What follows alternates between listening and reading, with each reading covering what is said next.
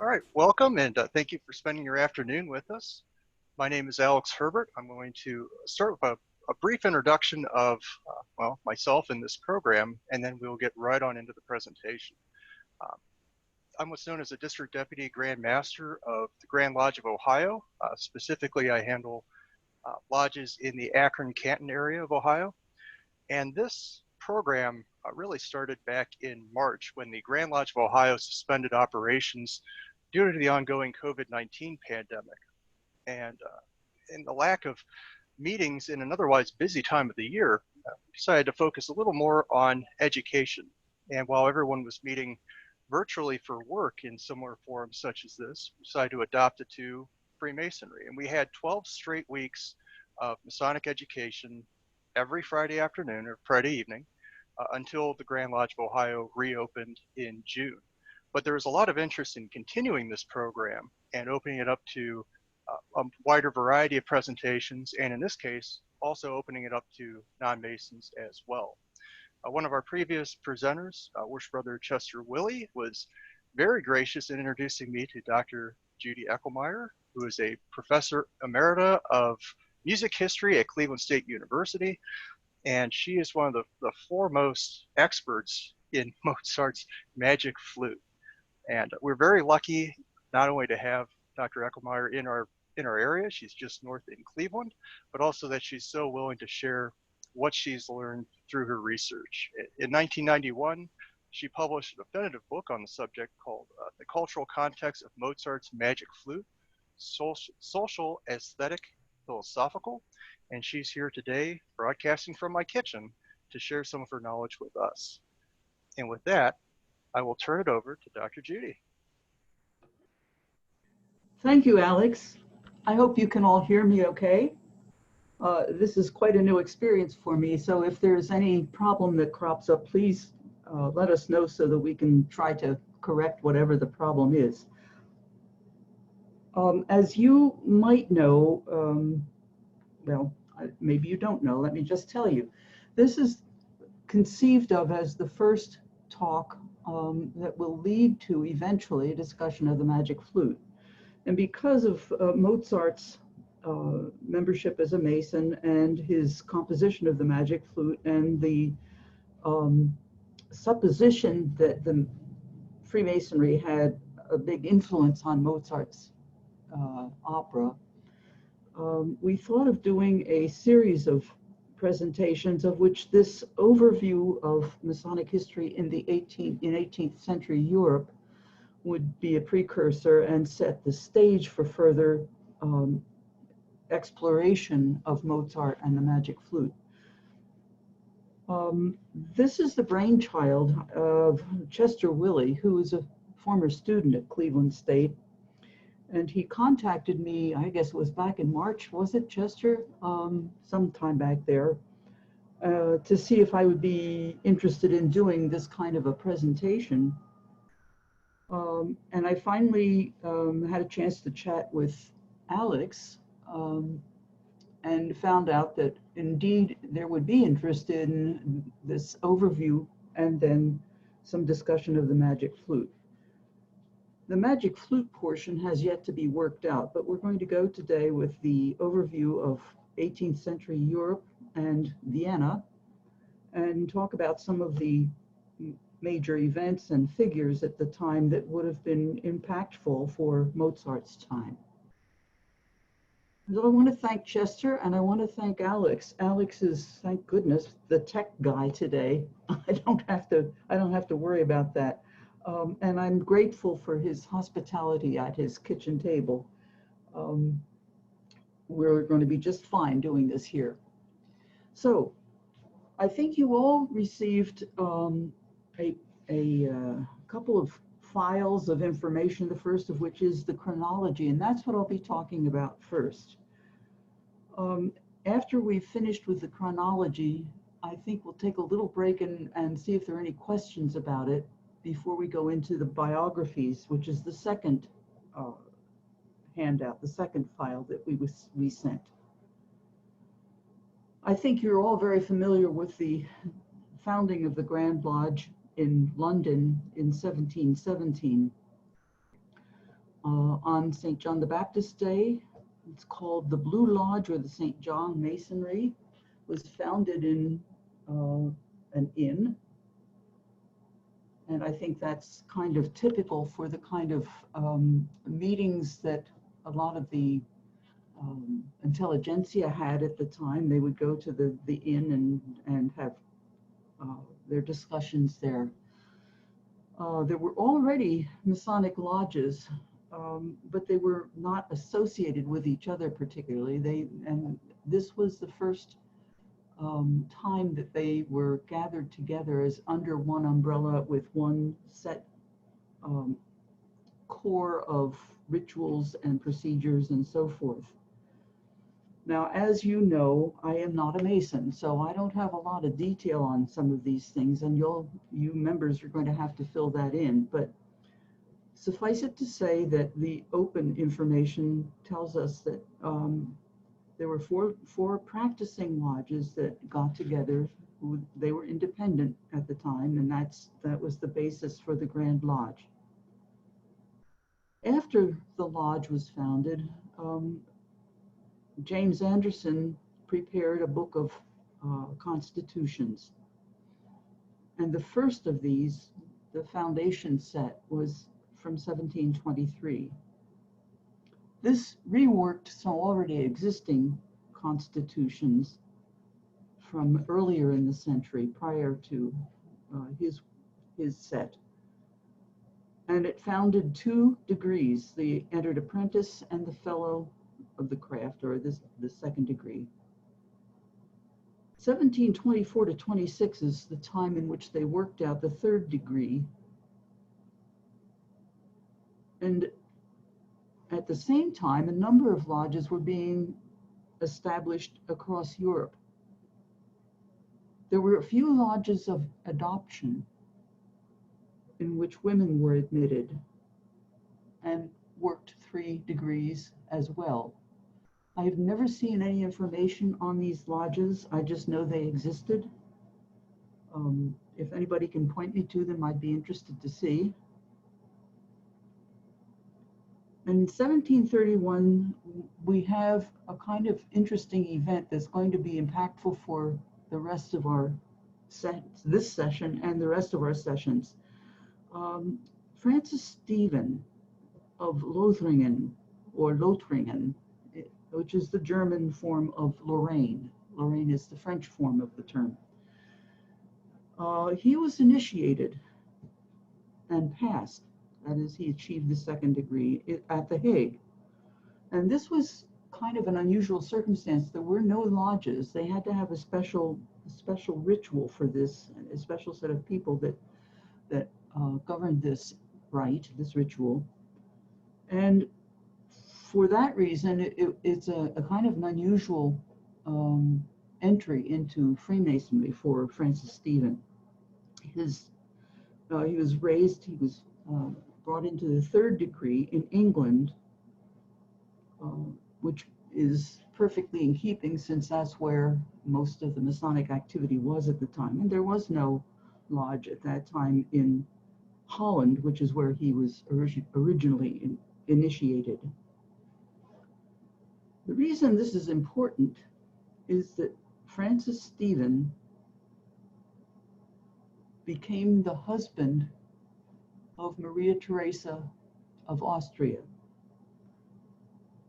And we will find out that that had some very major implications for Freemasonry in Vienna, in Austria generally. There were some Scottish lodges founded in France, in Bordeaux, called Écossais, and they were thought to have been started by King Charles II of Scotland, who had fled to France just about that time for religious reasons. And this is a legend, and it is not entirely clear that this actually is how this started. But in any case, these are the earlier forms of the higher grades that eventually morphed into what we call the Scottish Rite, which wasn't established entirely until 1801, by the way, in America. We have lodges being established in Germany and other places. There's Hamburg. There are Russian lodges.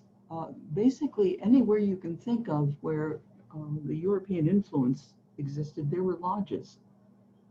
So Masonry spread quite broadly in this period of time.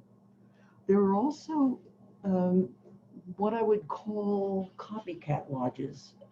They may not, that might not be a good word, but it's the only thing I can come up with. There were societies that took their idea of a society from Freemasonry. Some of the people who started these other lodges were Masons and some were not. But the most important of these, or the most influential, I'm probably getting out of order, Alex, I'm sorry. We'll talk about them shortly. The Illuminati, the strict observance, and so forth. Let's go back to the 1730s. Second edition of the Constitution, 1738. This is the one where there's a huge list of history and members, list of Grand Masters, and it's really a complete picture of Masonry at the time. I've had a chance to look at this, and it tells a great deal about the breadth of influence in the society in England at the time because of the number of non-aristocratic members who were in it. There were tradesmen as well as middle-class people. There were also, about this time, a lot of attacks on Freemasonry because of its supposed secrecy. And this Constitution contains a couple of essays defending Freemasonry. 1738 is the year of this, and you'll see at the bottom of the page of this cover page, the year 5738. Freemasonry takes its the origin of the world actually in 5000 BC, or 5,000 years ago, sorry. Also in this year, Frederick the Great of Prussia was initiated in Hamburg, which is an interesting place because it has a connection to the magic flute, but we'll get there later. Also that year, the first papal bull condemned Freemasonry. And this is Pope Clement, who condemned the organization as a religion. This bull was not promulgated in Austria, which is worth noting because the lodges were able to continue on there that were established.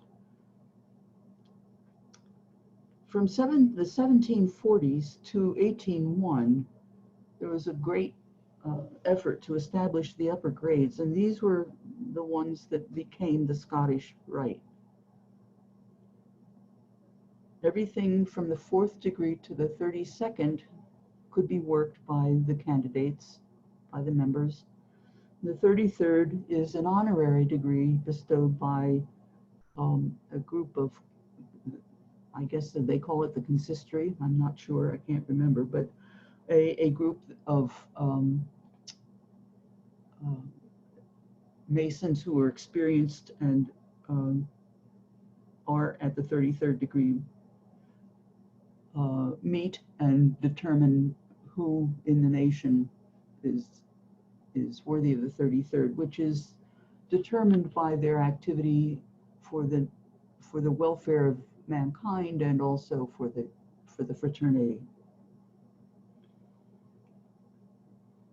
The year 1742 saw the foundation of the first Masonic lodge in Austria. It was founded by our friend Francis of Lorraine, who by that time was very well connected to the Emperor Charles,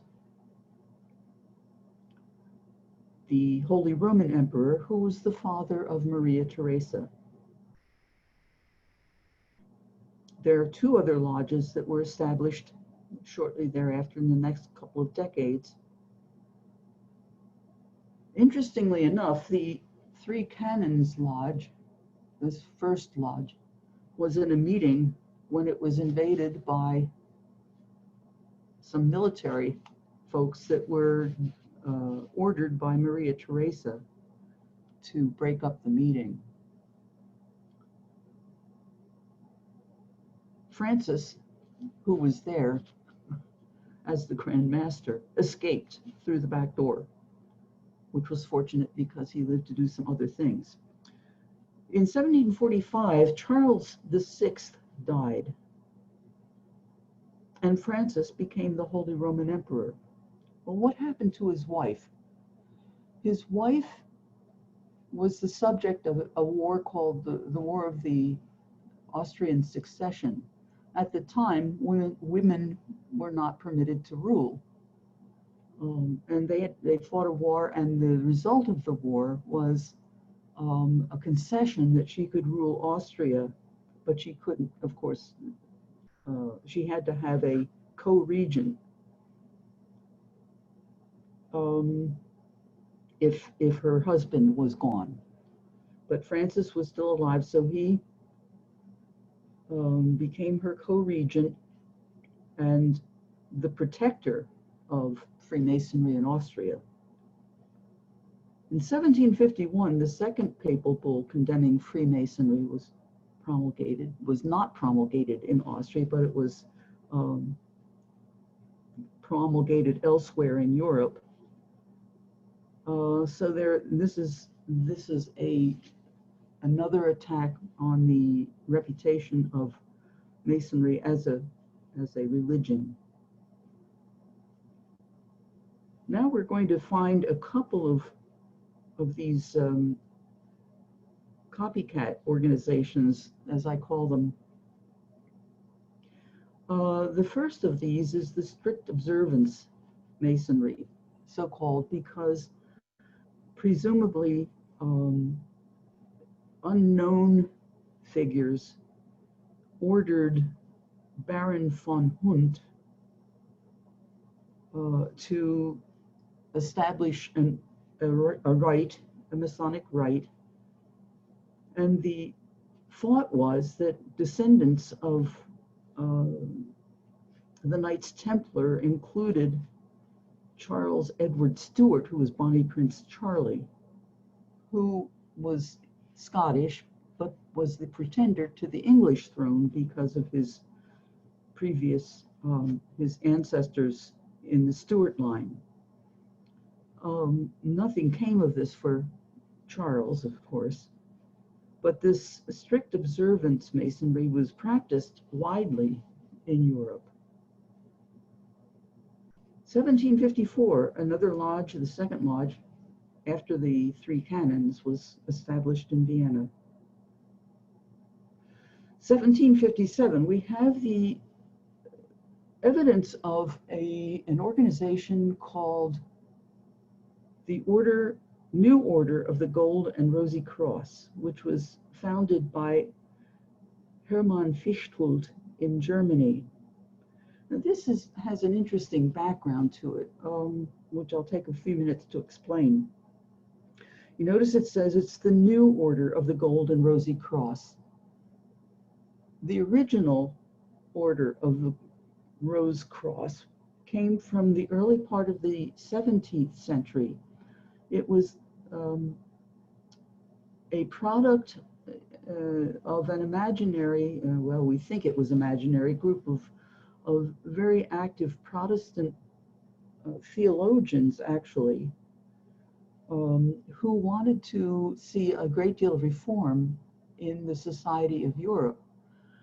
And they created a series of pamphlets, stories about a figure called Christian Rosenkreuz. His last name means Rose Cross. And the followers of Christian Rosenkreuz were charged with affecting changes in society to improve it, to make it closer to the original Christianity. It's a Christian society, of course. And a lot of it was couched, a lot of their writings were couched in alchemical terms. So there were some very wary people who thought this was like witchcraft or magic, and they were very concerned about the spread of this Rosicrucian philosophy and group. There were a lot of writings pro and con at the time. Well, this is the early 17th century, and of course one of the things that happened in the first half of the 17th century was the 30 Years' War. The 30 Years' War took place over a large portion of Western Europe. A lot of people died. About a third of the population of Germany died in it, and it was a religious war between the Catholics and the Protestants. So the upshot of that was that this Rosicrucian group was driven underground, and I believe that what we're seeing with the 18th century New Order is the revival of the thinking of that group, but not just in a Protestant context. The Rosicrucian, the New Order of the Golden Rosy Cross, was steeped in alchemical symbolism and language, and that has a bearing on our work in the magic flute, and that will be yet to come. Okay, so we have then in the early 1760s the third lodge in Vienna, which is it practiced the Clermont system, which was developed in Berlin, but it was founded by a Count of Clermont.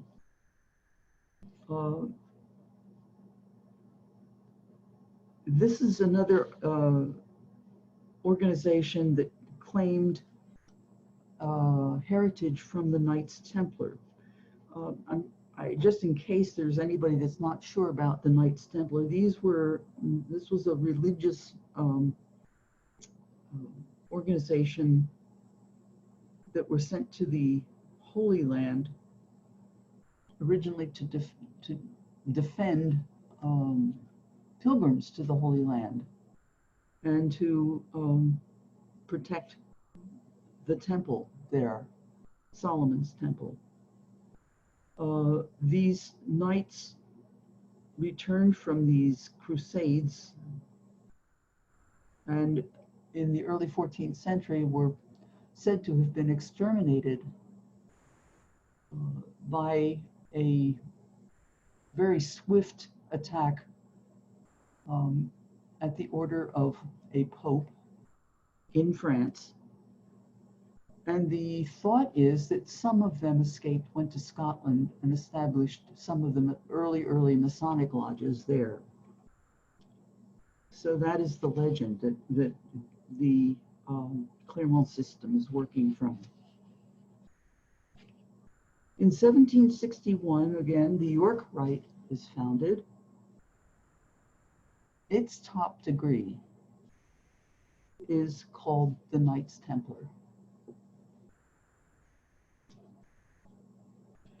Now we have a series of events that will impact our connection to Vienna and the magic flute. In 1765, Francis, the Holy Roman Emperor and the ruler of the Emperor of Austria, along with Maria Theresa, died. Now remember, he was a Freemason, and he was protecting the Masonic lodges in Austria, as many as there were. By this time, Maria Theresa was known to be very anti-Masonic and very anti-Jesuit. She saw them as having far too much influence in what was going on politically and socially in Austria. So she remained a foe of Freemasonry. Her son, Joseph II, was crowned Holy Roman Emperor. You can see this image now. This is his coronation as Holy Roman Emperor. Joseph, we don't think was a Freemason, but he was very well disposed to Freemasonry, perhaps because of his father.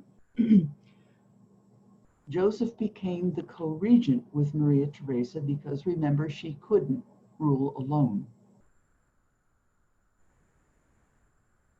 However, she still had a lot of power, and she formally prohibited Freemasonry for a while in the Austrian territory and activated secret police to check on Masonic and Jesuit activities to suppress them as much as they could. Freemasonry, of course, went underground. At this time, or actually about a decade later, Adam Weishaupt founded the Illuminati, the perfectibilists, known as the Illuminati of Bavaria. And another person, Adolf von Knigge, joined him. Von Knigge was a member of the strict observance Masonry, and he joined with Weishaupt, and the two of them developed this organization, which had a great deal of influence widely throughout Europe in the following years. For one thing, it was intended, literally intended, to create a social revolution, destroying the church and the monarchy system and uprooting society. It smacks of the kind of activity of the French Revolution some years later. They had a very sophisticated system of organization in which the lower members knew very, very few people in the organization. They only knew the immediate person above them or in relation to them. And the chain of knowledge was very, very limited. So it was a protected organization in a lot of ways, deliberately so, given what their intent was. But this organization was very widely known and there was a wide concern about it.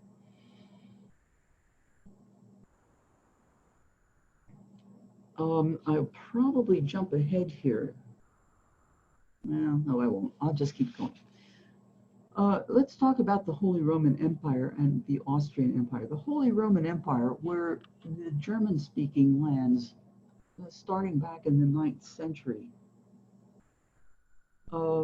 They were the Holy Roman Emperor was chosen by electors who lived in different places throughout Europe in German-speaking territory. So there would have been one in, for example, Mannheim in Bavaria.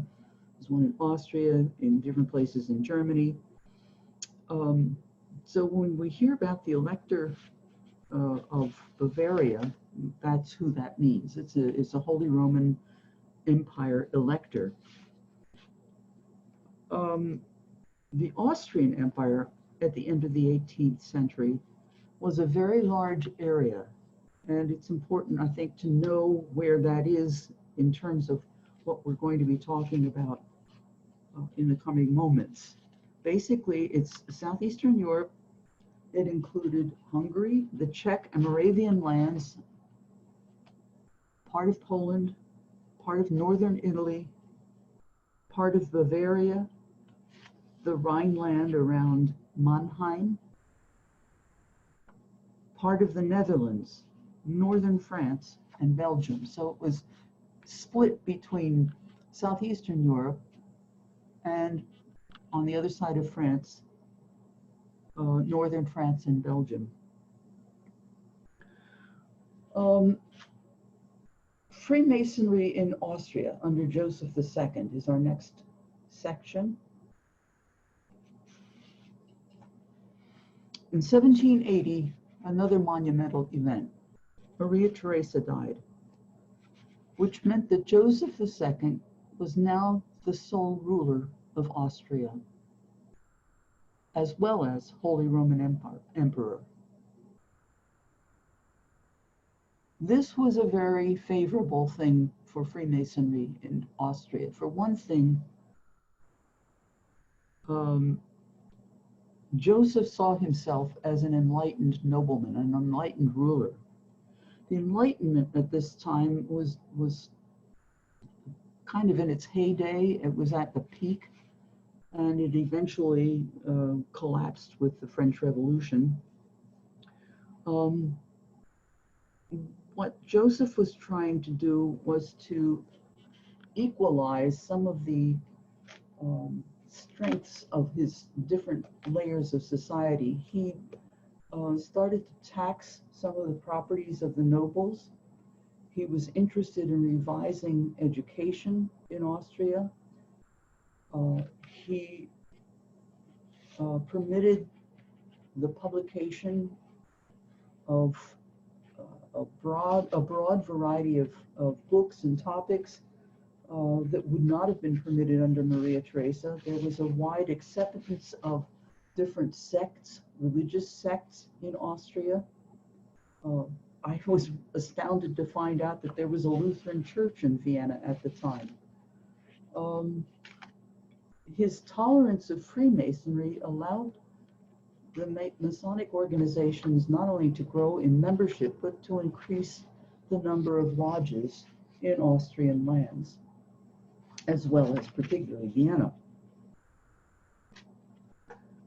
At about the same time, there was another one of these copycat organizations called the Asiatic Brethren,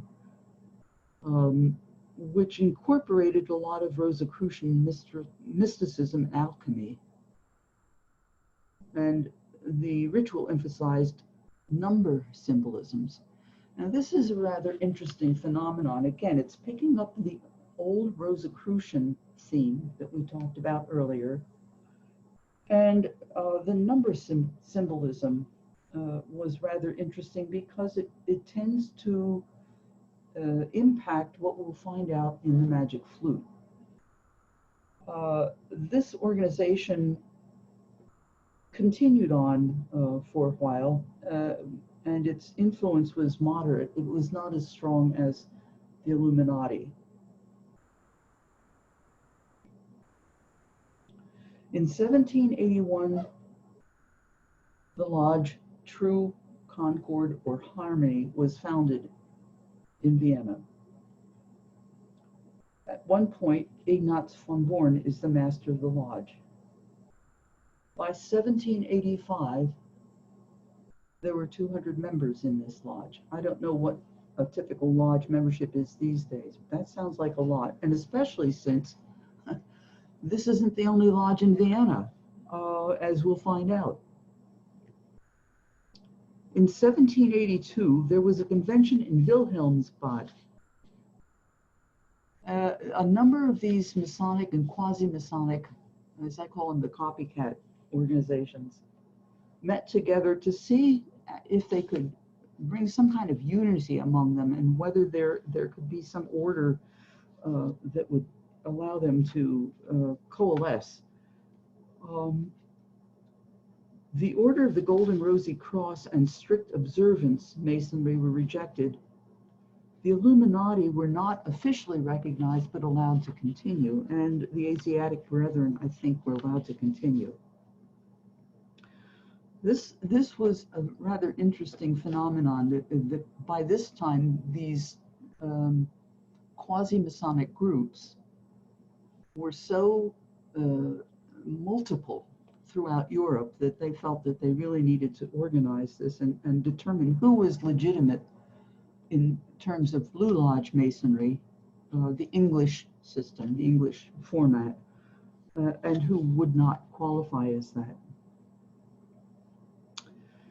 In 1783, the first edition, the first issue of the Journal for Freemasons, I was going to say Freimaurer, Journal für Freimaurer, was published in Vienna. This was you're seeing an image of the next year's cover, but the first edition was in 1783. This was established, begun by Ignaz von Born, of whom we will talk much soon, who actually had an essay in that first edition, the first issue, called On the Mysteries of the Egyptians.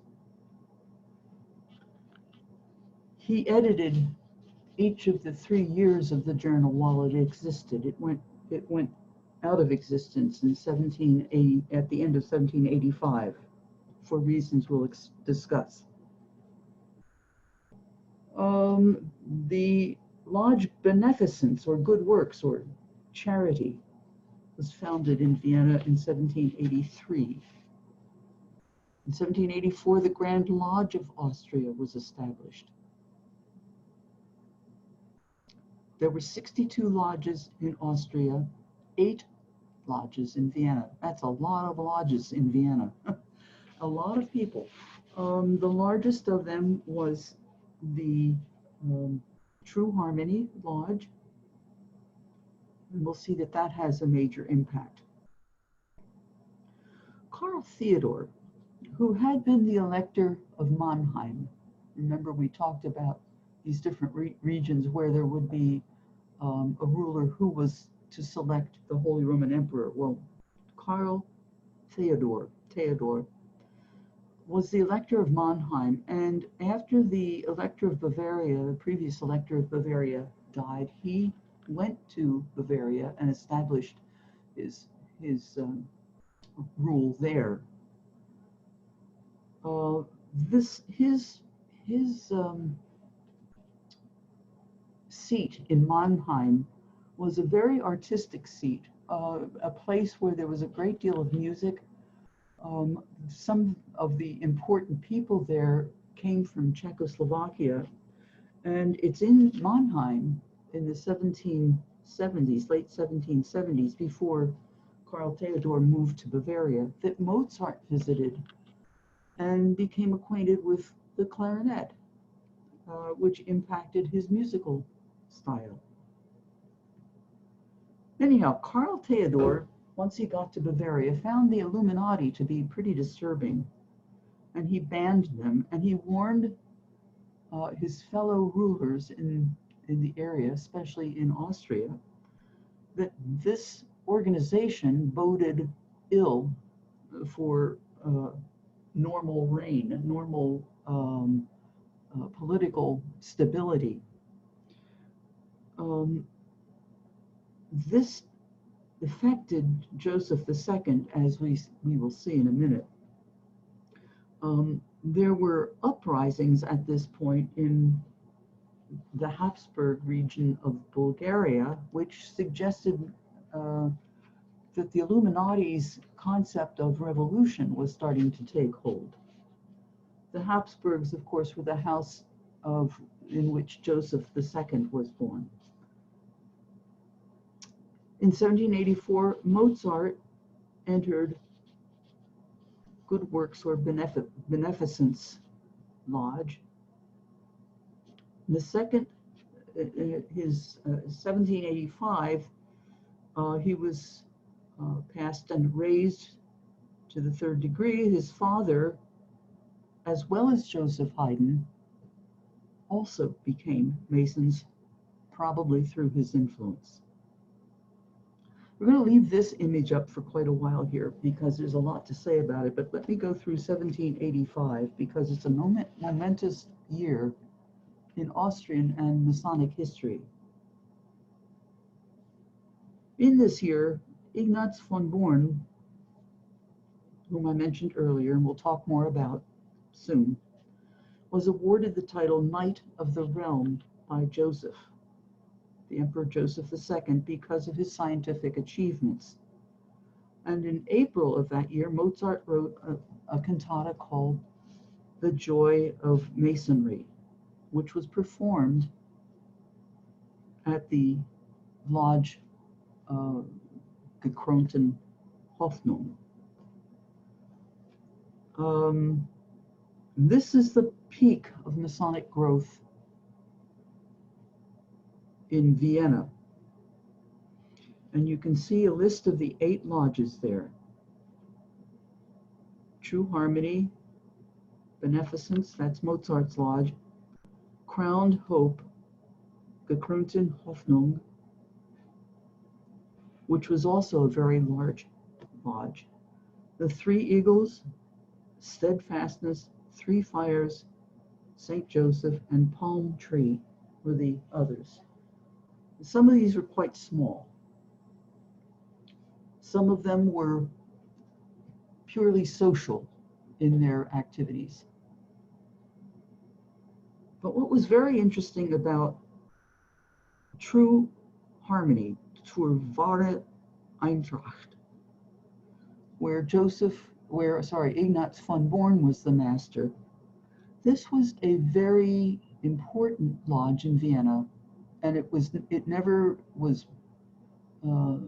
disturbed as itself. It was never given another name. This is a lodge of science and the arts.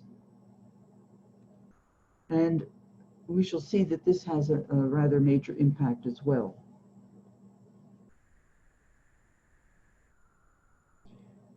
In December, because of the warning from the Elector of Bavaria, Joseph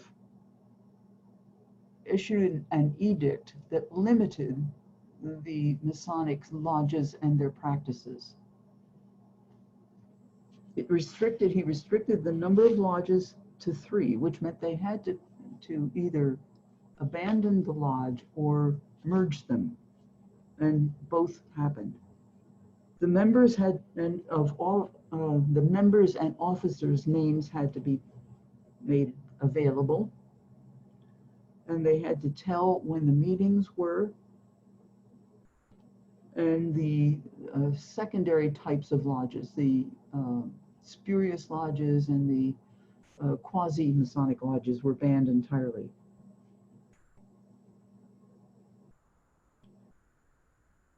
So by the end of December, the 8 Viennese lodges were reconfigured into 2 to conform to Joseph's edict.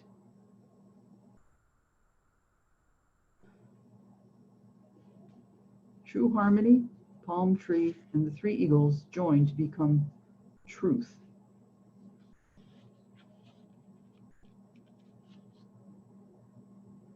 In January, Crowned Hope, Beneficence, and Three Fires joined to become New Crowned Hope.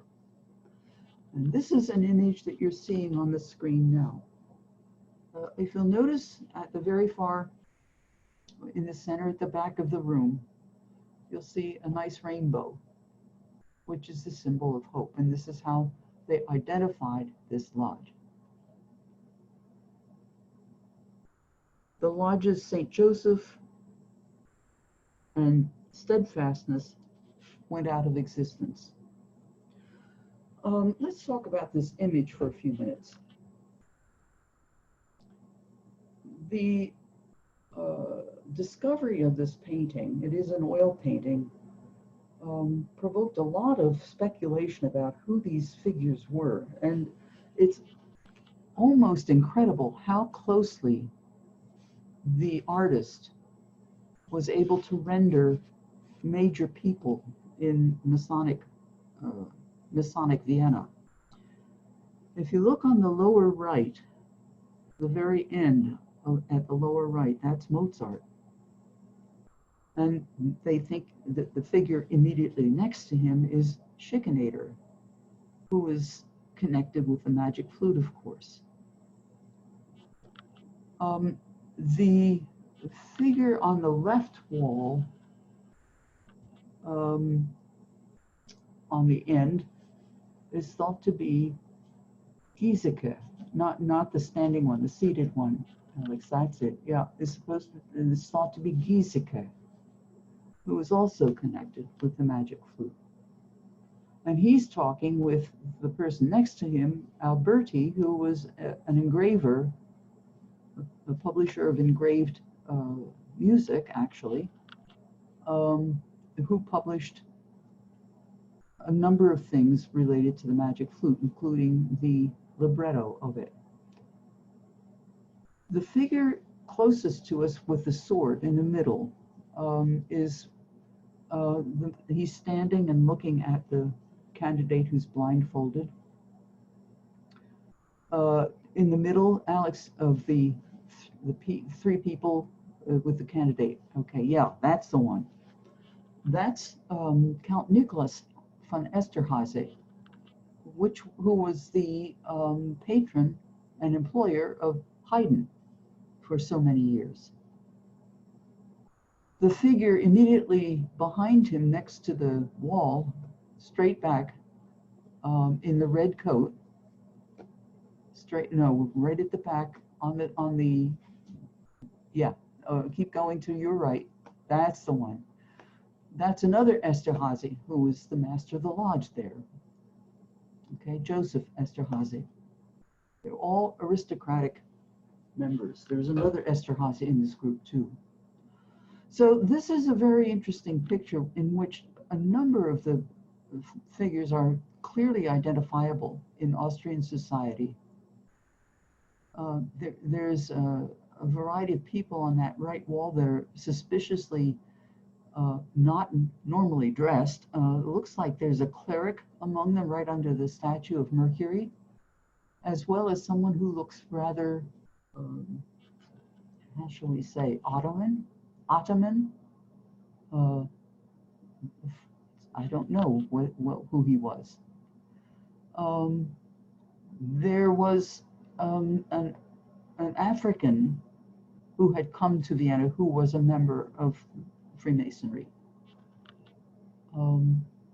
He's not in this picture, but he was definitely a part of the social scene at the time. Okay, let us go on. 1786. So, Crowned Hope, Beneficence, and Three Fires merge, and they become New Crowned Hope. Now, about this time, there was a lot of concern about how to behave in regard to among the Masons, and how to behave in regard to Joseph's edict. A lot of the members were discouraged by this and left the activity in Masonry. And in August, because of this dissent, Ignaz von Born resigned from the lodge, and this created a huge kind of a depression among the Freemasons in Austria and Vienna, because he was such a strong figure and an important leader. And after his departure, participation in Freemasonry really declined enormously. In 1788, we find Mozart making requests for financial help from his fellow Freemason, Michael Puchberg. And he continues with these requests until the time of his death, really. Just a cultural note here, in 1789, the Bastille is attacked and it falls in France. It's the beginning of the French Revolution. Many attribute this revolution to Masonic influence or Masonic prodding, Masonic instigation. There's undoubtedly some Masonic activity here, but whether it was solely the influence of Freemasons is another story, and that's not one I can get into at this time.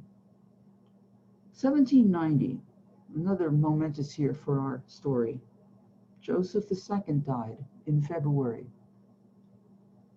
This affects Mozart significantly because Joseph had uh, been having Mozart create music for his theaters over the past 10 years.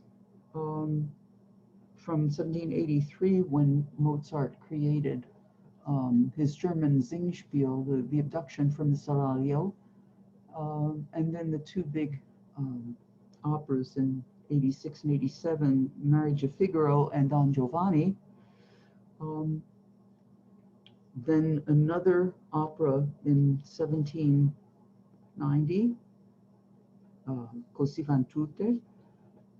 And finally, Joseph's younger brother, Leopold, comes up from Italy to become the Holy Roman Emperor. Now, he isn't anti-Masonic, fortunately, but he's a little wary about Masonic activities, and so he ups the activity of the spies and the police reconnaissance on the Masons. So things get a little tighter for Masonic participation. In August, Ignaz von Born died, and we'll talk more about that in a minute. And again, there still continues to be much reduced activity among the Masons. 1791, Mozart's Magic Flute is premiered in September. There's been a commission for him to write an opera celebrating Emperor Francis's coronation as King of Bohemia, and that opera is The Clemency of Titus. It's a toss-up as to which is to be considered the final opera of Mozart. Actually, the Magic Flute Overture was written after the completion of Clemency of Titus, so it's fair to say probably Magic Flute was the last. And Mozart, at this point, is very ill. When he died in December, there was a great deal of speculation as to why he died. Of course, medical knowledge was not what it is today, and a lot of people thought he was poisoned. He was, in fact, showing signs of poisoning, and in fact, his organs were shutting down as if he had been poisoned. But it turns out that it wasn't the Freemasons, as legend had it, nor was it Salieri, as another legend has it. His how should we say, his foe in the court in Vienna, who was an Italian composer, but rather a septic condition created by just terrible health to begin with, and probably exacerbated by the fact that he'd had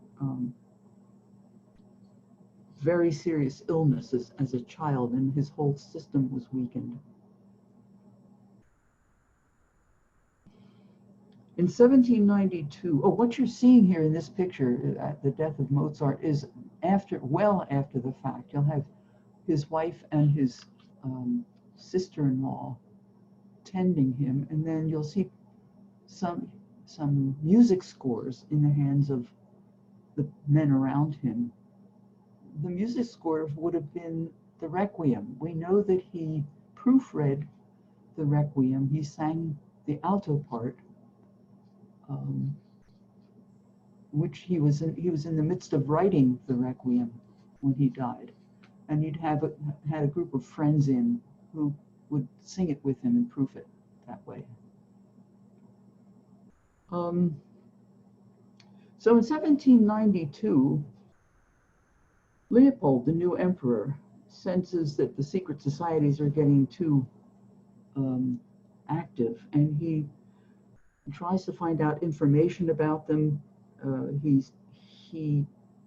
seeks out information in particular about the Illuminati, he gets a report saying that they aren't dangerous, whatever we can believe about that.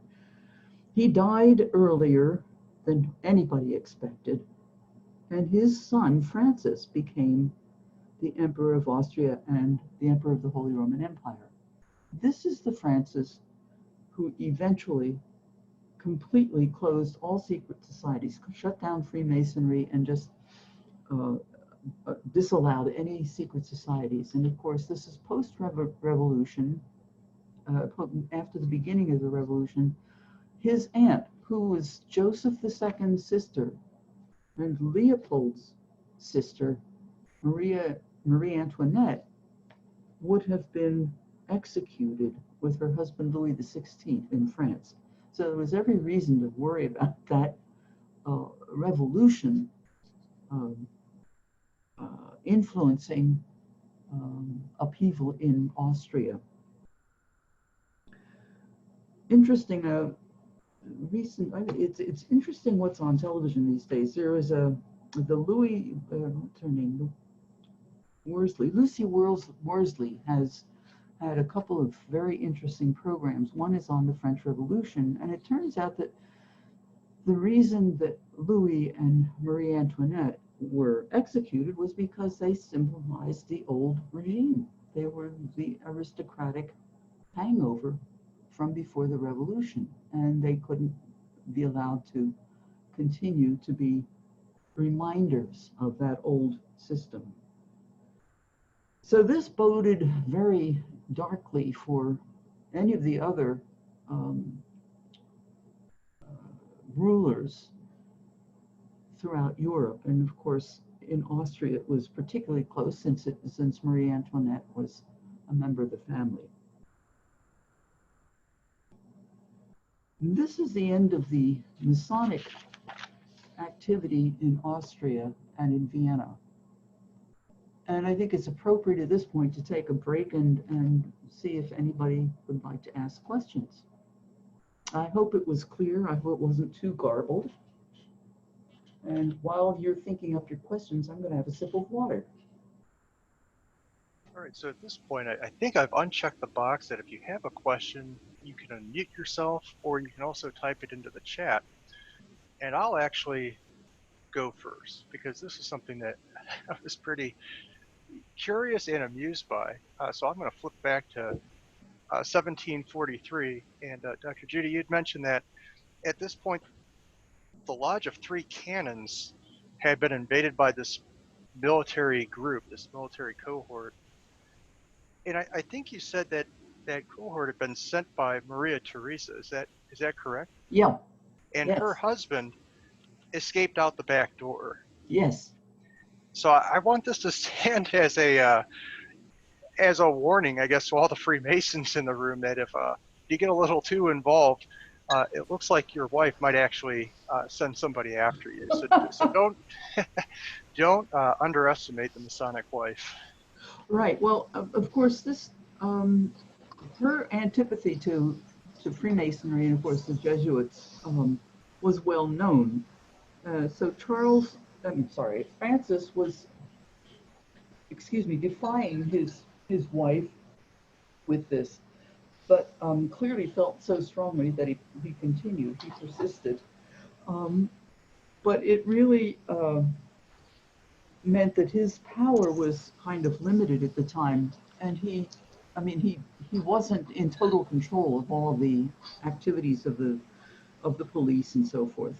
So she had quite a bit of power, even though she was only co-ruler. She wasn't sole ruler. Yeah. Family arguments, huh?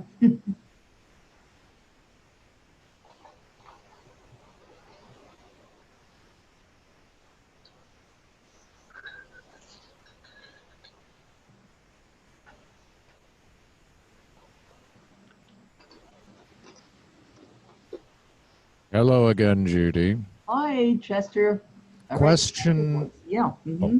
Question about someone whom I remember from your lectures and from reading the book. who hasn't come up yet, and maybe you'll be talking about him later. Baron Gottfried von Swieten. Absolutely. He's one of the people in the next section that we'll be talking about.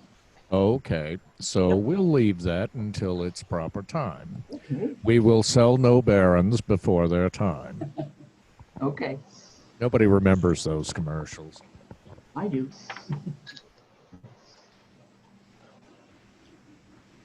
Shall we go on to the biography? I hope this is not going to be too long for any of you. If it is, I'll have to hurry it up. But Oh, I am rapt with attention, so I will go ahead and remute everyone. shall we go on? Yes, and I will get us back where our slides should be. 1 second. I'm going to start with von Born. There we go. I'm going to be talking about, I think 5 people here, 4 or 5 people, who were part of this scene in Austria, in Vienna in particular, and who have an important role to play in our understanding of the magic flute. So this is kind of the connection, the hook to all the next kinds of sessions that we're going to do when I talk about magic flute with you. Ignaz von Born was probably the most influential scientist of his time in Europe, and certainly very important in the development of the Masonic culture in Vienna. He was born in 1742 and died, as we've seen, in 1791. He was born in Transylvania, which is important because it places him in the region that's very mountainous. He was educated in a Jesuit school, started into the Jesuit life and then left it to study law in Prague, and then finally left that and went into the study of chemistry, mineralogy, and engineering in Prague. He was particularly involved in the mining industry in the Austrian lands.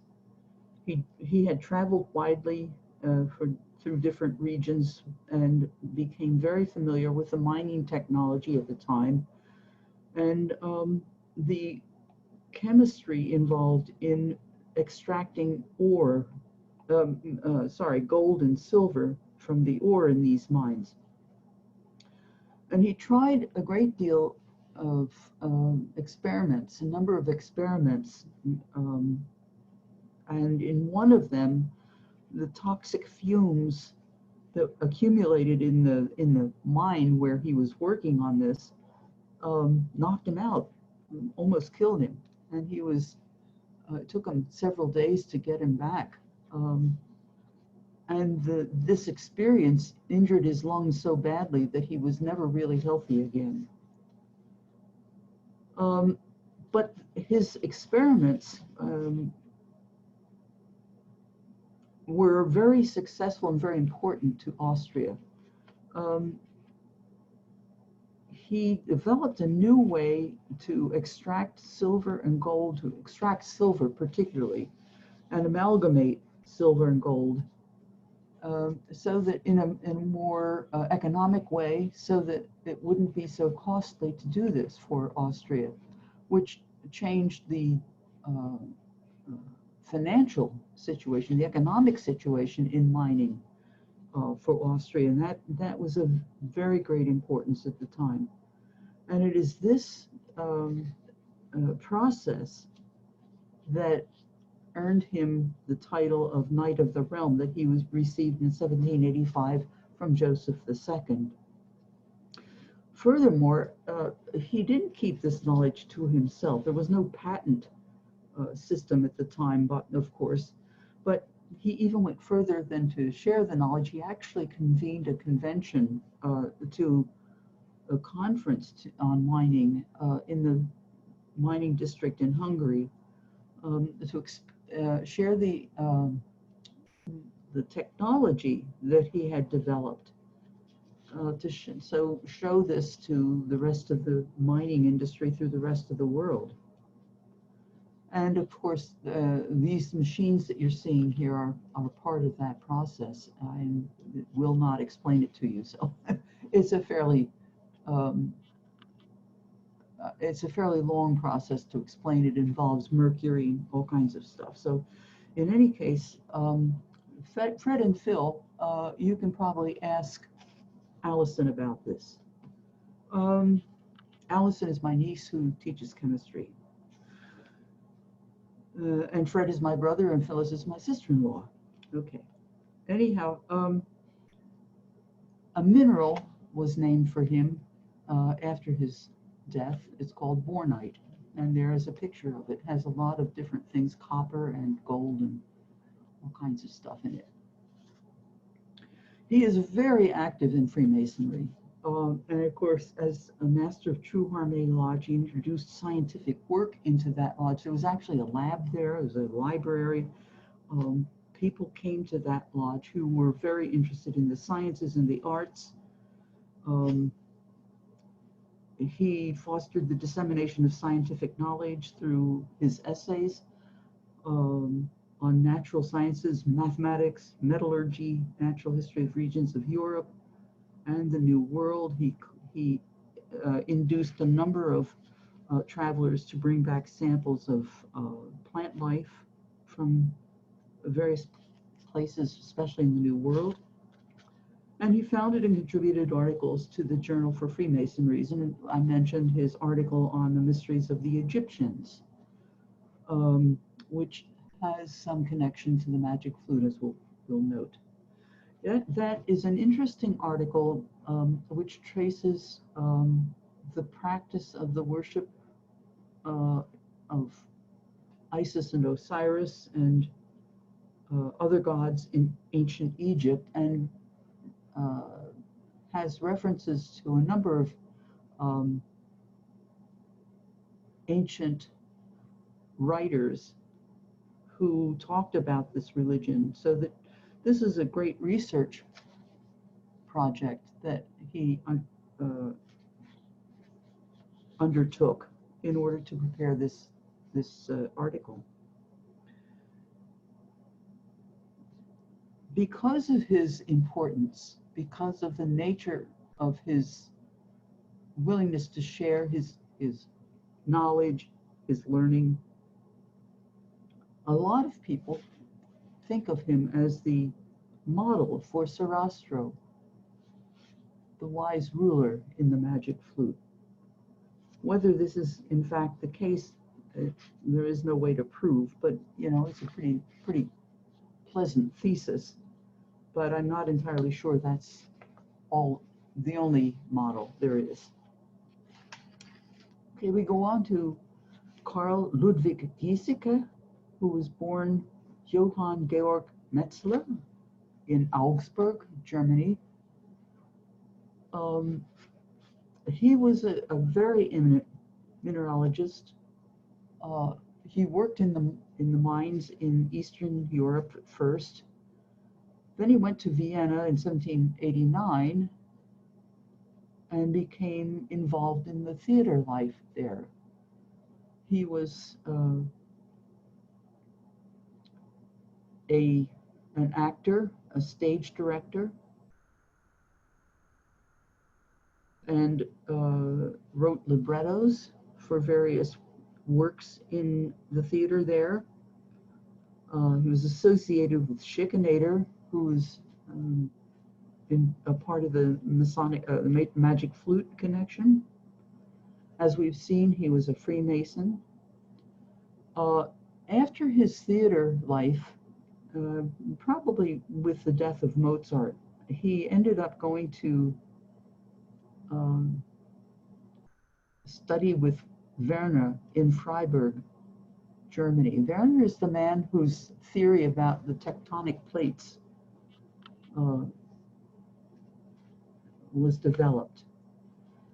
He went to Copenhagen eventually, became a dealer and a collector of minerals, and then actually became an explorer and went to Greenland, where he was kind of cut off from Denmark for a while because of war. So he was there for 3 years, a rather excruciating experience for him, I would think. He got back to Copenhagen to find that his whole collection had been destroyed in the war, ended up going to Britain, and then eventually people began to recognize his achievements, and he became a professor of mineralogy in Dublin. He was a member of the New Crowned Hope Lodge, and he's thought to have written the text to Mozart's Freimaurer cantata and the song Laut verkünde unsere Freude, about which more later. And he's very much connected to the magic flute because it is thought that he had a significant hand in writing writing the libretto for it. He was also the stage manager for the production of the magic flute in Vienna, and he took the part of one of the slaves in the opera. His copy of the libretto is very interesting because it has some markings in it that suggest his perception of some of the scenes.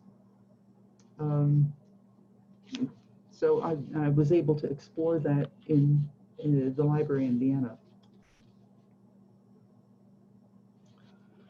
Okay, let's go to Emanuel Schikaneder. Schikaneder is the nominal author of the libretto of the magic flute.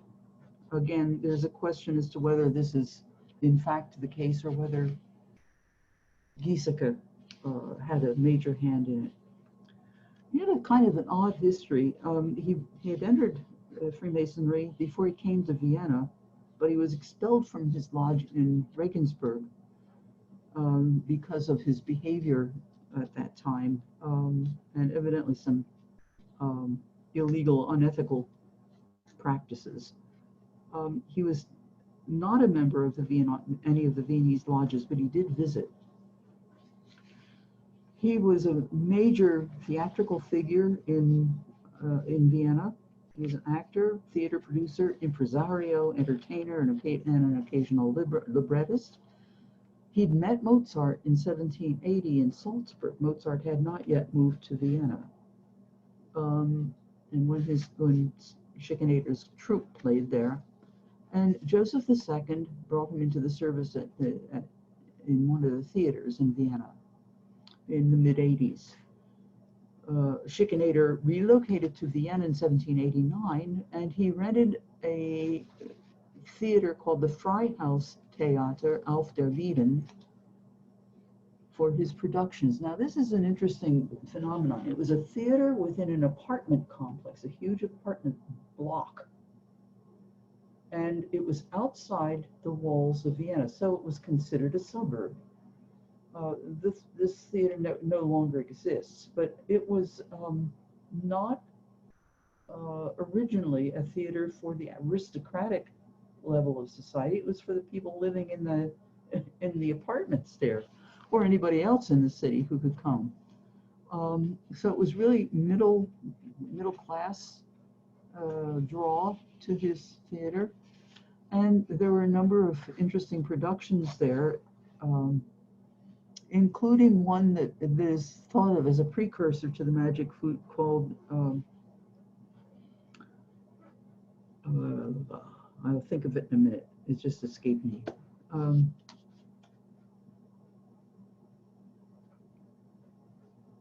I'll get it, it's immaterial right now. Anyhow, he was very important in that he brought a number of actors to his troupe, which were acted in the magic flute and were composers and singers, musicians. And he selected the plots for some of these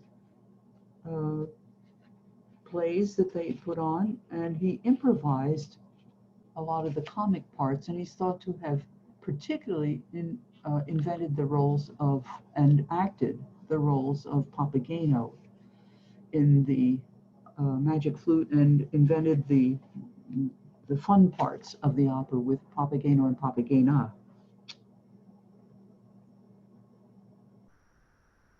The connection to the Magic Flute is pretty obvious, but not entirely authentic. He's the only librettist named for the Magic Flute. As we said, it is very likely Giesecke and maybe others. Maybe the two actors, Schock and Gerald, had a hand in writing some of it. He took the role of Papageno in the original production, which will play a part later. Schock and Gerald. Benedict Schock and Franz Xaver Gerald were the two actors that were important for the Magic Flute. They were singers, actors, composers. Schock was a tenor and a flutist, and he played the role of Tamino. Gerald was a bass and played Sarastro.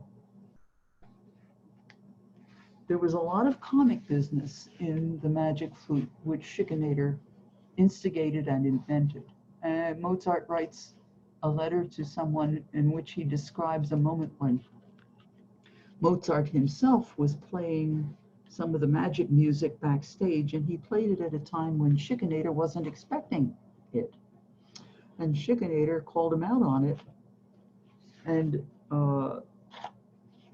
because of this moment, the audience finally figured out that Schikaneder wasn't playing music on the stage. Evidently, he kind of pulled the wool over their eyes until that moment.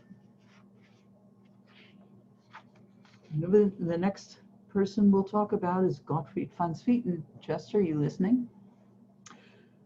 Gottfried van Swieten is a figure that is not recognized widely, I think, unfortunately, because his role in Viennese society was enormous. It started out with his father, who was a physician, who tended Maria Theresa when she was, her sister, in the Netherlands when she was ill, and nobody else was able to solve the problem for her, and he did. And this so impressed Maria Theresa, whose sister he had healed, that she invited him to Vienna. This is van Swieten's father, Gerhard, to become her personal physician. So he moved his whole family over to Vienna from Holland. As time went on, Gerhard's son, Gottfried, became a statesman and a diplomat for Vienna to England and Berlin. He was a music aficionado, an amateur composer, a philologist, and a major court official, especially under Joseph II. He was also a patron and financial supporter of Mozart and his family. Very major supporter. Now, some of the things that he was doing, he was the prefect or director of the court library, which was enormous, and he made it larger because he collected works from all over Europe, from monasteries that were going under. He had Rosicrucian and alchemical works in the collection, esoteric subjects, things that would really surprised me to find in the collection. He directed the restructuring of the library's catalog system, and then it essentially invented the card catalog system. He himself worked with a subordinate to do that huge work. It was just a major, major thing. I saw this catalog in Vienna. There were boxes and boxes of these, what they called Zettel, which were pieces of paper on which were the entries. Prior to this, everything had been entered into a book as it came into the library. Well, it made it very difficult to find things, especially as the collection grew to the size that it did under his leadership. When he was ambassador to Berlin, it was in the time in the 1770s. Um, he was one of the people responsible for the um, uh, decision to partition Poland the first time. Russia, Prussia, and Austria decided they were going to take Polish land, and so he was in that decision-making process. But while he was there, he became acquainted with the sister of Frederick the Great. Now, you remember Frederick the Great, we talked about his becoming a Mason. Well, his sister was very, very interested in music and was a performer herself, a keyboardist. And she had a collection of music, some of which was from their previous, Kapellmeister or official court composer, Carl Philipp Emanuel Bach, who was one of the musical sons of Johann Sebastian Bach. They also had some of Johann Sebastian Bach's music there.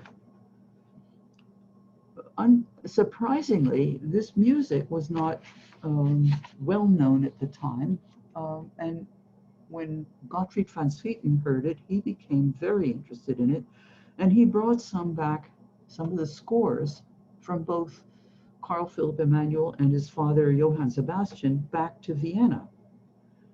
And in the 1780s, once he was back home, he had little afternoon sessions, little soirees, except it wasn't an evening, it was an afternoon session, a salon, shall we say.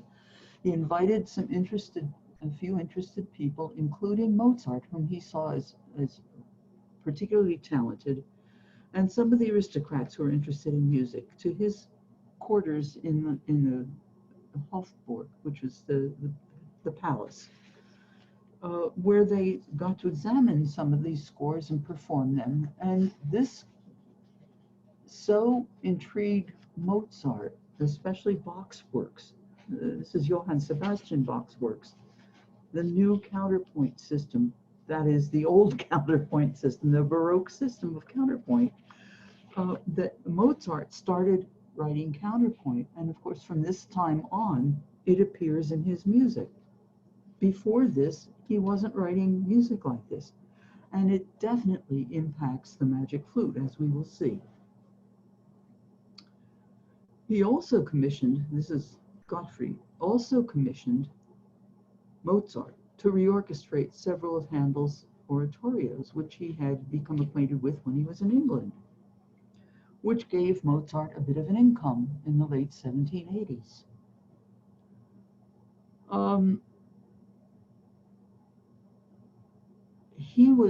Gottfried was also a Rosicrucian, member of the Illuminati, and very possibly a Mason. His father was an avid Mason.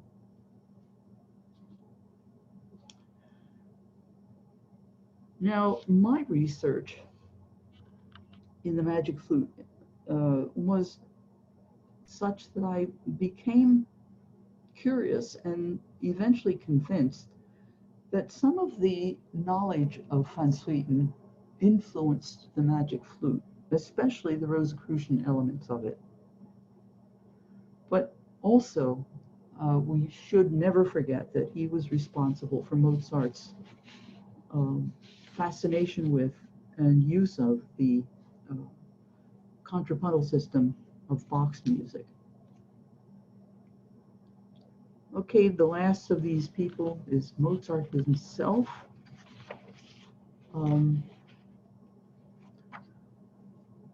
You probably are aware that he was born in 1756, died 1791. He was born and raised in Salzburg. His father was a musician, a composer, a teacher of violin. His sister, Nannerl, was a very talented keyboardist, and they were taken as kids across Europe to perform in different cities and courts, with the idea that perhaps they would be able to find a position there. The influence of Mozart's father, Leopold, was very, very strong. And so it was a huge break from him when Mozart moved to Vienna, actually quit his job as composer for the Archbishop of Salzburg, who treated him like an ordinary servant, and Mozart had enough of that. He went to Vienna and became a freelance musician, which was absolutely astounding in that time.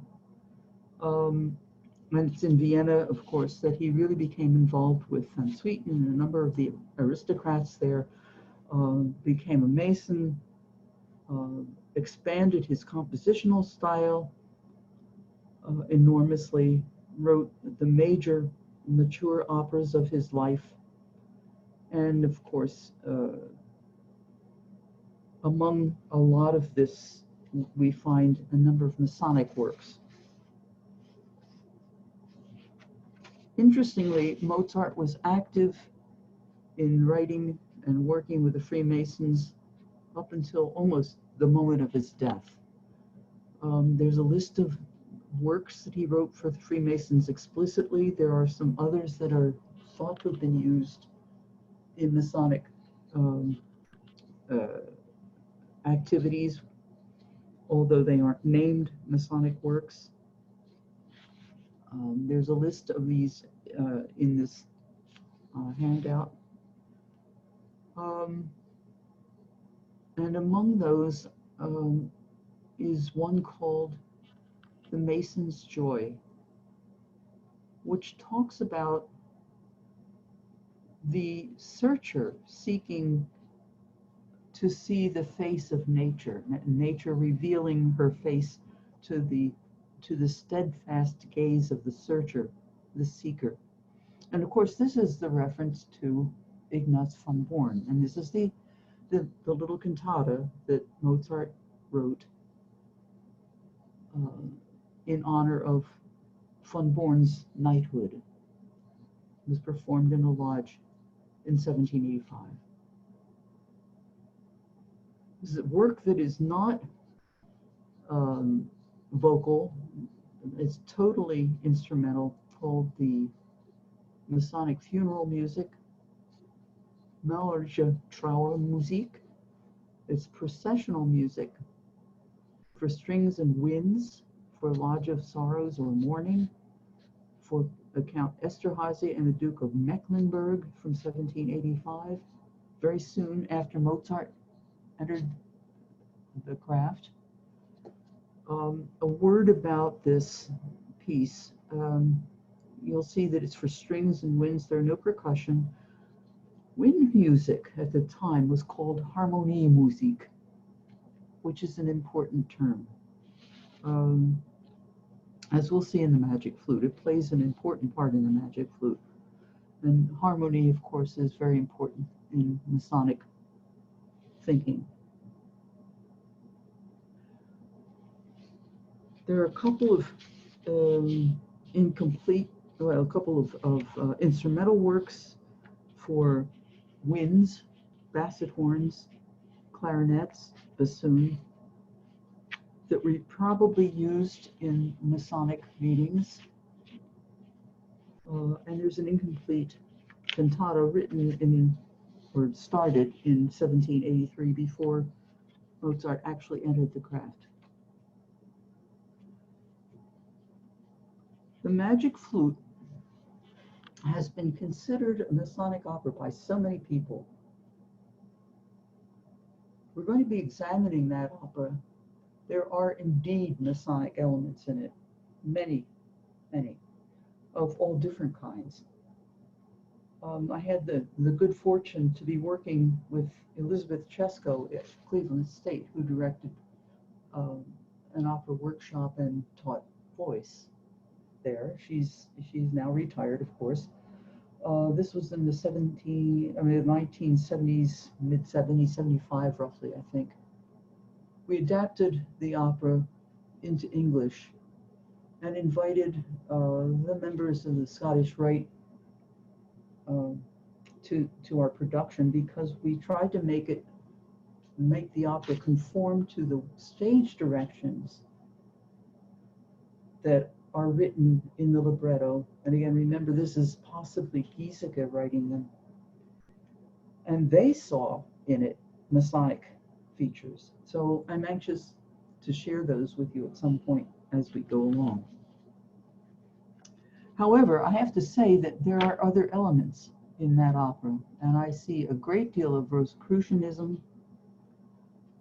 and some other things which I think are important.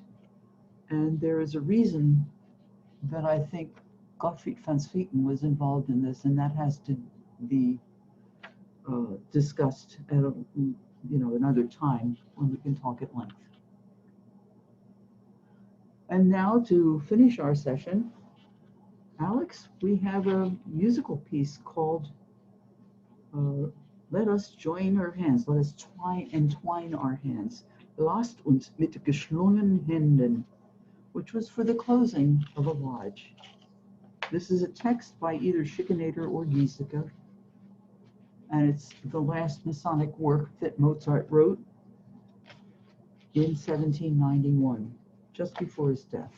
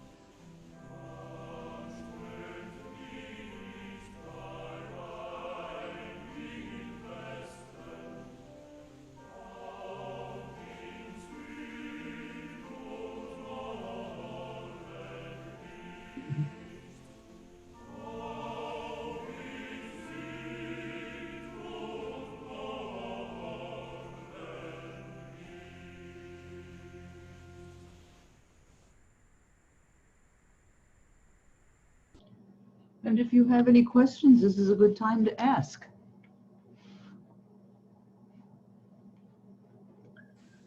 So at this point, I've flipped the switches again, and you should be able to unmute yourselves. And also, you can feel free to post questions in the chat tool as well.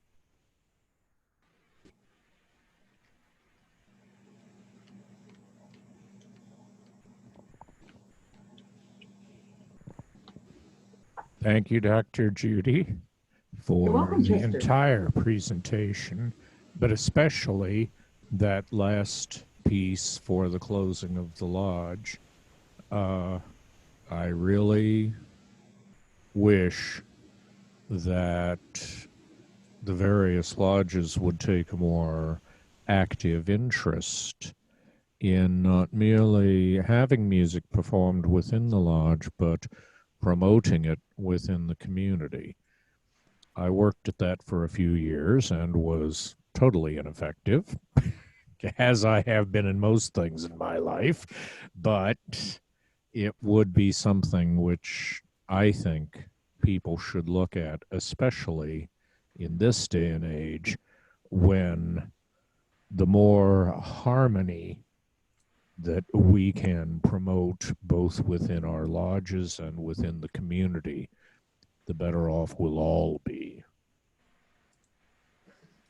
Well said.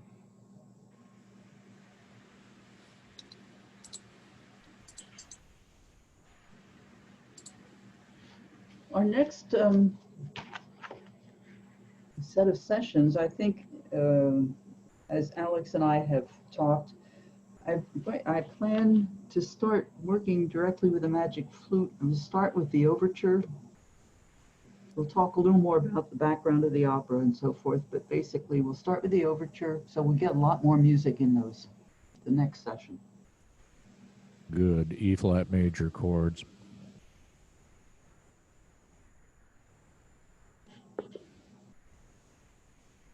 Dr. Eckermeyer, Yeah. Hello.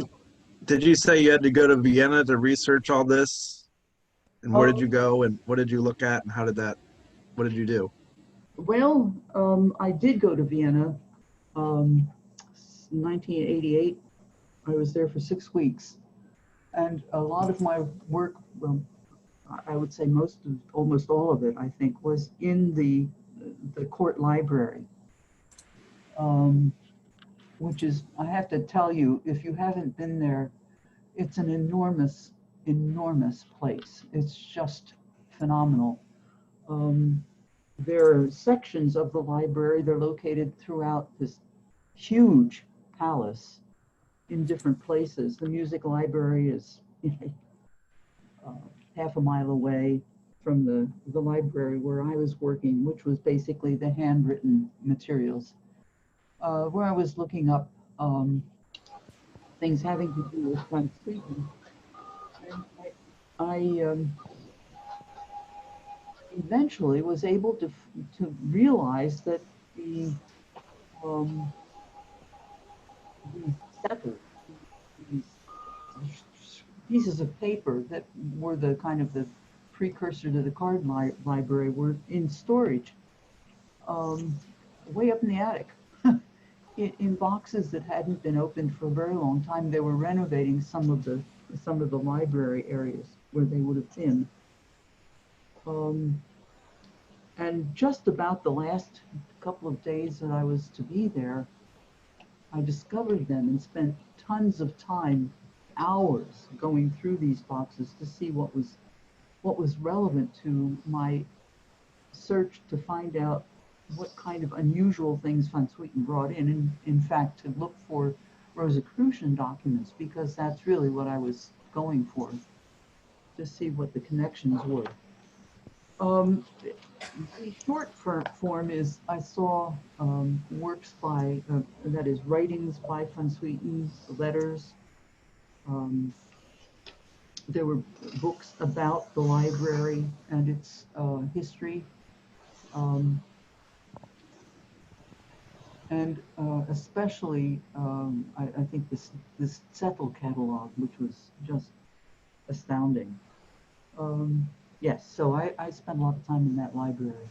I was also in the music library, where I found some pieces by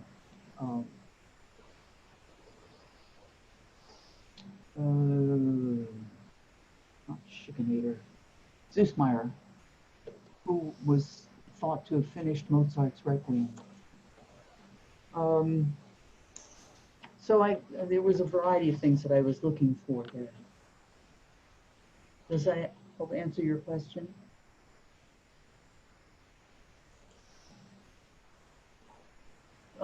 Maybe I can give you a very quick explanation of what my whole process, my whole thesis was about for this book that I wrote, which was that Van Swieten was a major influence on the creation of the magic flute, and that the influence of Rosicrucianism is far greater than anybody has recognized. There is symbolic information, there is outright descriptions of things in the libretto. There are passages of text that reflect knowledge of Rosicrucian documents from the early 17th century. I think the culmination of all of this is links the 17th century with the period just after the magic flute was first produced. I will eventually introduce a picture of the ruler of Bohemia from the early 17th century, who was a dead ringer for the portrait of Sarastro in some etchings that were done for a calendar in Bohemia, actually Moravia, sorry, in 1783. So that's just a few years after the original production. In those etchings, the libretto's description of the stage sets are followed exactly. The figure of Papageno in them looks just like Schikaneder.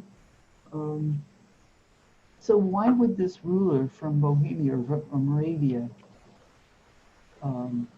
actually Bohemia, appear as Sarastro in that set of illustrations? And that question got solved in the research that I was doing, and we'll discuss that as we go through the magic flute. Judy, I have a question from the chat, and that was whether Michael Kuchberg ever received a return on the money that he had loaned to Mozart. Not to my knowledge, unless. Here's another thing that I find interesting. Van Swieten was so generous to Mozart and his family toward the end of Mozart's life. I mean, he's the one that invented the projects for Mozart to orchestrate the Handel oratorios. He actually took care of Mozart's family after Mozart died. I wonder if he didn't repay Kuchberg. I don't know. That's just a theory. But there is no official information that I found about it. So my sense is no. By the way, one of the things I didn't mention was that Mozart and his clarinet friend Stadler were going to found a new organization that they were calling the Grotto. It never got off the ground, of course, but there was just a rumor that they were working on this at the time that Mozart was so ill and then eventually died. Probably no relation to the grotto that currently exists in Masonry, which I think was, I don't know the exact history of that appendant body, but I believe it was an American invention. No, I don't think it was brought to any kind of fruition. Is that you, Alex, that mentioned that? Yeah. I don't think it was ever brought to any sort of fruition, so I don't think it's connected. Other than by the I'll get to them. Anything else I can answer for you? Dr. Ackelmeyer, I would certainly like to thank you from Estonia now, which is now approaching 20 after 11 in the evening. Oh, wow. And I'd certainly like to thank you for your lecture, and to invite you, should you approach Eastern Europe again, you have an offer of accommodation. Um, I'm but sorry, I'm having trouble hearing you. Would you repeat what you just said? my apologies. Should you come to Eastern Europe, you have an offer of accommodation Oh, thank for you. certain. Um, and I would certainly like to ask. There was some mention of a book that was recently published that you had published regarding this topic. Could you perhaps describe the book and where one might acquire it? This is the book. There are 2 volumes to it. It's called The Cultural Context of Mozart's Magic Flute. 1791 is when it was, 1991 was when it was published. That was a deliberate echo of 1791 when the Magic Flute was published. The first volume is the explanation of all of the building of the theory that I just explained about the Rosicrucian connection. The second volume has source works, a translation of The Mysteries of the Egyptians by von Born, a short letter from von Swieten, and the text, the libretto of the Magic Flute as it was originally printed by Alberti. Remember I mentioned his name. And changes that occurred in the libretto from what was in the score. So Mozart didn't use the same text all the time that was in the libretto. There's some changes that people see as major significant things. When one works with alchemy, the topic of alchemy, things get very, very complicated very quickly. And some of these changes evidently are related to alchemical symbolism. So I find this very interesting. And thank you. Are you Patrick? Patrick?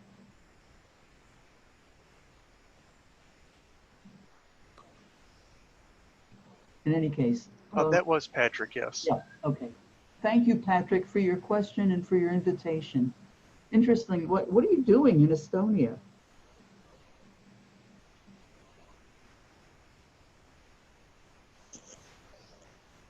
My apologies. I was muted and going to visit Alex's links on Amazon to purchase the book. Oh, how lovely. Thank you. No royalties, by the way. But I actually grew up in Canada and moved to Estonia 2 years ago, and was entered as an apprentice last year and raised 3 weeks ago in Estonia. Wow. And it's been a remarkable journey. I'll bet. And the journey to Europe has been absolutely astonishing. Yeah. But it is a very different place to live, for sure. Yes, I'm sure it is. Well, I wish you all the best. And Thank you very much. congratulations. Yeah. And Now, Right Worshipful Brother Alex, listen up. That might be after a couple of years when Patrick has had some experience of Estonian Freemasonry. That might be a really good program. If I'd invite him back. I think you might be right. I must say the offer has already been extended to Right Worshipful Brother Alex, as our lodge is the only emulation lodge and the only English language lodge in the Baltics. oh my goodness. And as such, certainly we receive a great number of visitors who are English speaking in this area, because precisely so. Much of the workings in this area are not in the English language, but our lodge is. Oh, very interesting. Yeah. Well, I am going to stop recording at this point, and I can splice anything out there, but I would like to mention that the next presentation in this series, which, as Dr. Judy mentioned, is going to focus on the overture of the Magic Flute, is tentatively scheduled for Sunday, October 18th, which is a little over a month from now. Same time, 2:30 p.m. Eastern Time. And I will be sending out invitations by email for that event, so you should all have that information should you choose to continue in this series. Right Worshipful Alex.